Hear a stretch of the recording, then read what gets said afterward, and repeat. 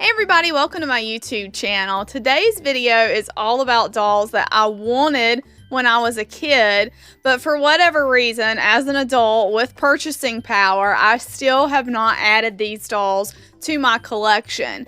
And so I have always loved dolls. From a very young age, I really enjoyed playing with dolls, and I just kind of never outgrew it. And as a kid, I would often look at the Sears Wish book. I would look through Dolls magazine. I would look through other magazines that had advertisements for dolls in them. And that's how I made this wish list of dolls that I wanted as a kid. And some of these I just never was able to get. So without further ado, let's take a look at the list of 5 dolls I never added to my collection.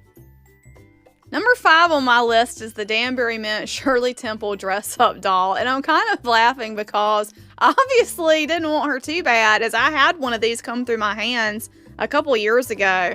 I found one with the box, and original outfit. She was a little bit dirty and dusty from the flea market, and I paid $20 for her, and I had her here at the house, and I had her in the doll room, and she was sitting in her box for a while.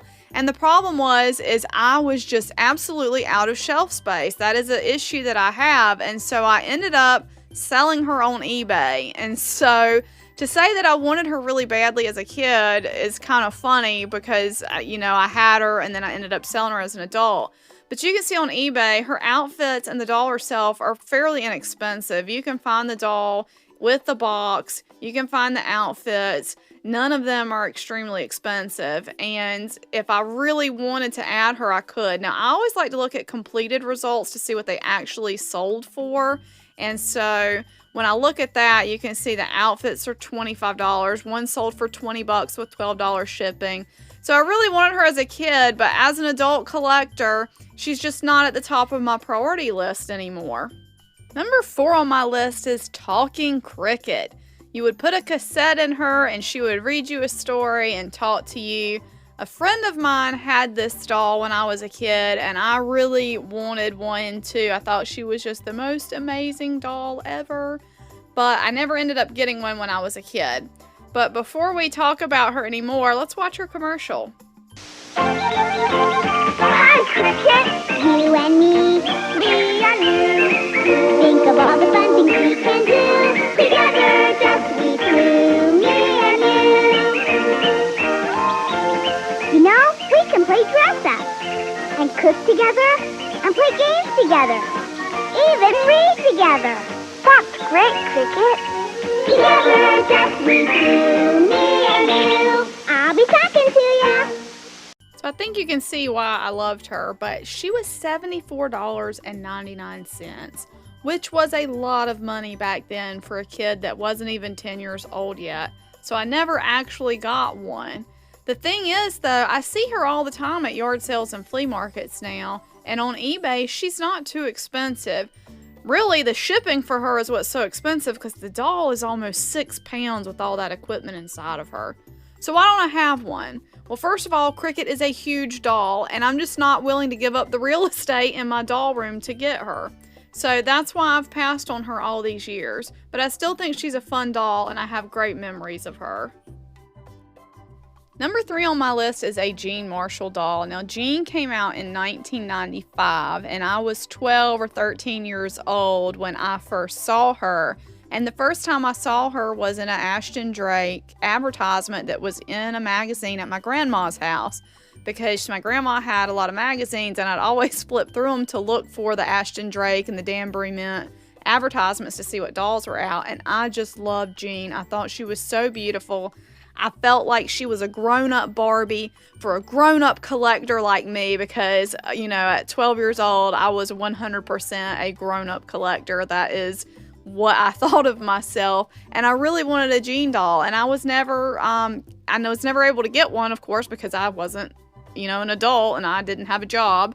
But now on eBay, you can find some of the Jean dolls very inexpensively.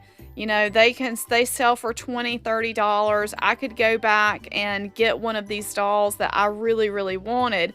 Why haven't I done that? I think that the hope is that when I go to a doll show one day, I'm going to find the perfect Jean doll for me, and I'm going to be able to just buy her inexpensively and bring her home and keep her forever.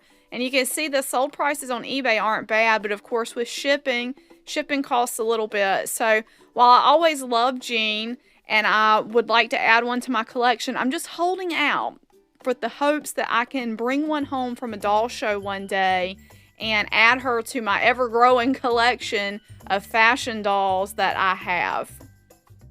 Number 2 on my list is the Annette Kima doll, and she came out in 1993. Now, I was 10 and 11 years old in 1993, and I saw her in Dolls Magazine because I had a subscription at that young age, but I saw her in person. So she was the first Hemstedt doll I ever saw in person. My grandmother had taken me to a little doll shop in Lake Lure, North Carolina, which of course is not there anymore. And I saw her in person and I thought she was beautiful. And she is a little girl from Greenland. Now, she is another one that is very inexpensive compared to what she originally sold for. Now, I know that with the Hemstedt dolls, this era was made by Mattel, and so they're not as desirable. And so when you look at completed listings, you know, $140 with $20 shipping, $180 with free shipping, and these dolls look like they're in pristine condition. And so the reason I haven't added her as an adult is simply because of space. These dolls are so big, and I really don't physically know where I would put her in my doll room. But one day I hope to figure it out and to add her. And another thing I've really thought about and considered carefully is that the toy shop has an artist-proof Kima, and they have a very generous layaway plan. And I've thought, I've waited this long, why don't I just put the artist-proof on layaway and get her that way? I would have a little bit of time to pay for her, and I could add a doll that was actually touched by Annette to my collection.